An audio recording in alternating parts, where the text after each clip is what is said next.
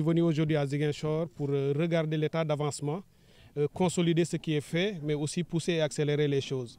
Et au terme de cette visite, qui a commencé ce matin dans une école primaire, à l'école Jean Kandé, qui est une école très sensible qui chaque année fait face à des problèmes d'inondation, puisqu'étant installée dans une cuvette, et où les sapeurs-pompiers ont installé un dispositif de pompage.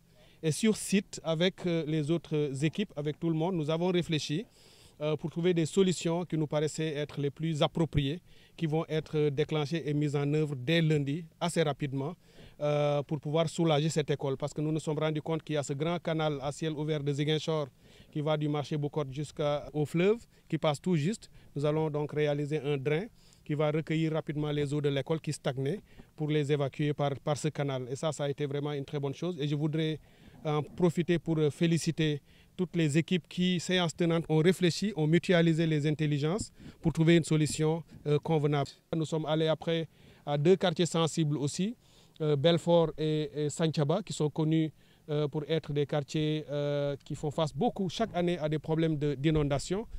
Il y a évidemment tous les besoins que nous avons en urgence, que nous allons déployer aussi rapidement, en élevant le niveau ou la capacité de pompage avec les sapeurs-pompiers. Mais nous avons identifié des cas assez critiques, des cas humains, sociaux, avec des familles vraiment dans des conditions insoutenables. Et dans les meilleurs délais avec le gouverneur et les structures, nous allons les enlever de là pour les mettre dans des conditions un peu plus acceptables pour qu'elles puissent passer l'hivernage dans de meilleures conditions en attendant qu'on trouve d'autres types de solutions. Ensuite, Alouar, que je connais bien, où il y a un canal naturel creusé par la force des eaux, très dangereux, où chaque année il y a même des pertes en vies humaines avec des enfants qui tombent dans le canal et qui perdent leur vie. Nous allons aussi sur place réaliser des travaux en urgence. Dès lundi également, j'ai donné des instructions dans ce sens. Les techniciens ont réfléchi avec un dispositif technique qui permettra d'atténuer ou de réduire la vitesse de circulation des eaux. Nous allons stabiliser les ouvrages de passage qui sont déjà installés sur les sites, afin aussi à ce niveau-là de passer l'hivernage en amoindrissant les dommages et les dégâts sur la population. Mais aussitôt après l'hivernage, comme je l'ai dit à Alouar, nous allons lancer des travaux d'envergure plus structurels pour régler les problèmes d'assainissement dans ces zones. Nous finissons notre tournée ici, sur ce site où une station de traitement des eaux est en train d'être construite avec l'ONAS, l'Office national de l'assainissement du Sénégal.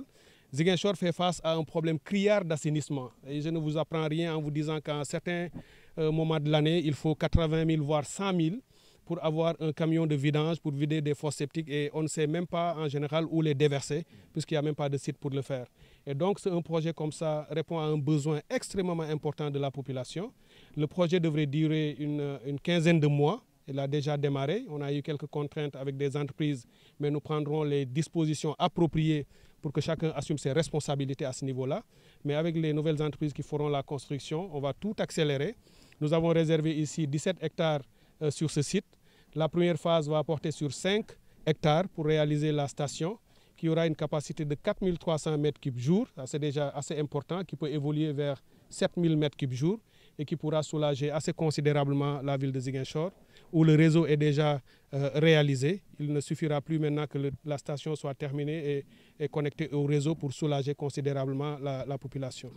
Un cas assez important a été porté à notre attention bien avant même notre départ de Dakar. J'ai reçu des images du Cap Skirring où dès la première pluie, des magasins, le centre commercial et autres ont été inondés puisqu'il se passe dans l'aéroport des travaux de sécurisation de la piste.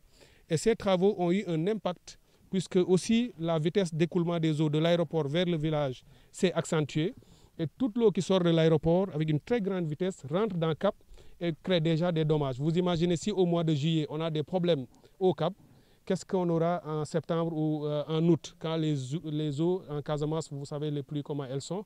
Donc là également, nous avons pris toutes les dispositions en relation avec l'AIBD pour que tout ce qui doit se faire dans l'aéroport se fasse en tenant compte du village. Donc ils mettront aussi des ouvrages de ralentissement de la vitesse de ruissellement des eaux depuis l'aéroport.